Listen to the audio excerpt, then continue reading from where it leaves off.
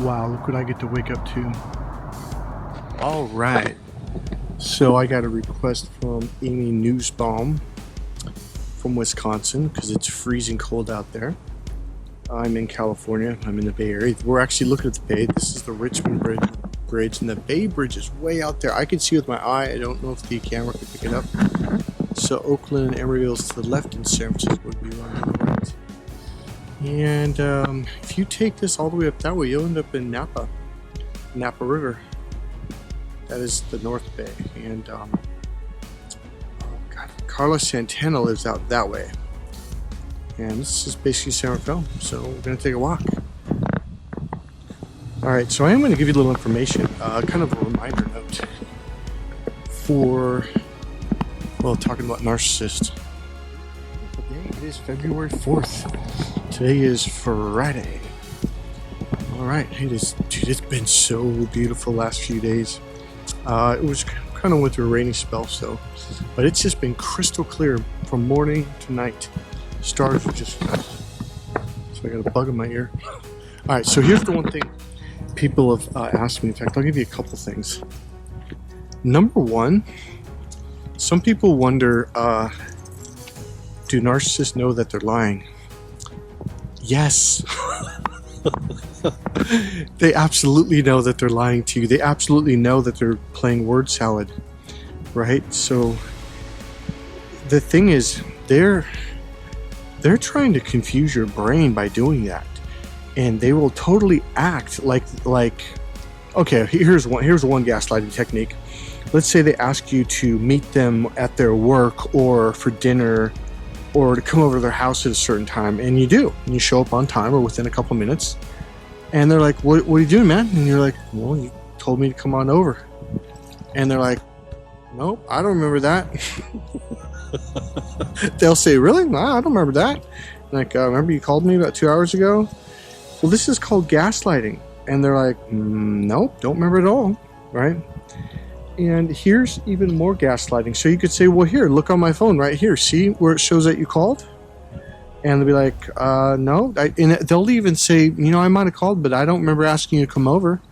They will deny any and all evidence, okay? So I'm just going to leave it at that. So yes, they know they're lying. They set the whole thing up to do this on purpose to then go, no, I don't remember asking you to come over. I don't remember saying let's go fishing, because they'll do things like have you pack up your truck and pack up your fishing poles or equipment or who knows, whatever, right?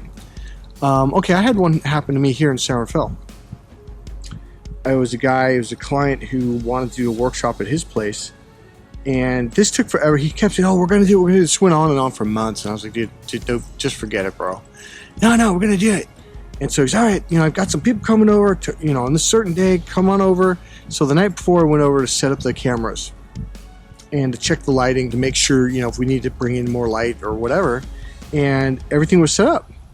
And so I had someone drive up from San Jose, which is about an hour and a half or more actually south from here, especially through traffic. It could easily be 2 hours.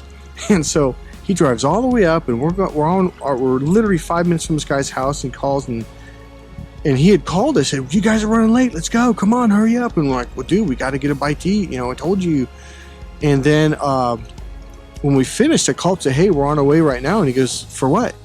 I'm like, for the meeting? He goes, what meeting? What are you talking about? So they will jerk you the fuck around, excuse my language, but this is called gaslighting. And what it does is it puts doubt and confusion in yourself about, I could have sworn we set this up, right?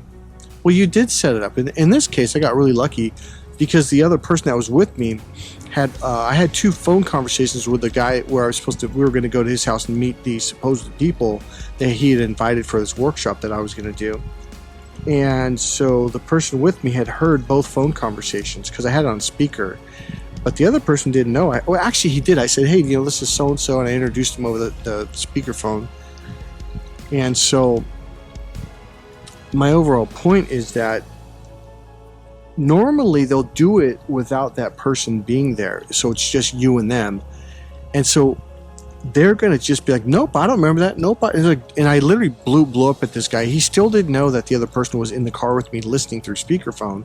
But earlier in the day, he did know because I introduced him on the phone, and they said, hey, what's going on? Nice to meet you, blah, blah, blah. But he kind of messed up. And this is what narcissists do a lot. They kind of forget things. Because when you lie a lot, you forget what the lies are and who you lied to and who you didn't lie to. So anyway, so long story short, man, maybe I should be walking. Long story short, I was blown up at the guy. What are you talking about? I was there last night. We set up the lighting and the cameras. We moved the furniture. He goes, nope, I don't remember that. Nope. I mean, sorry, man. I don't know what you're talking about. Are you sure it was me? And he was just playing this, just playing dumb, like we didn't do it. Now, what this does, though, is if you're an empath and you're a nice person, and you just go, really? I could have sworn, you know? And I'm like, dude, you just called me 2 times telling me and so-and-so to hurry up because we're running late.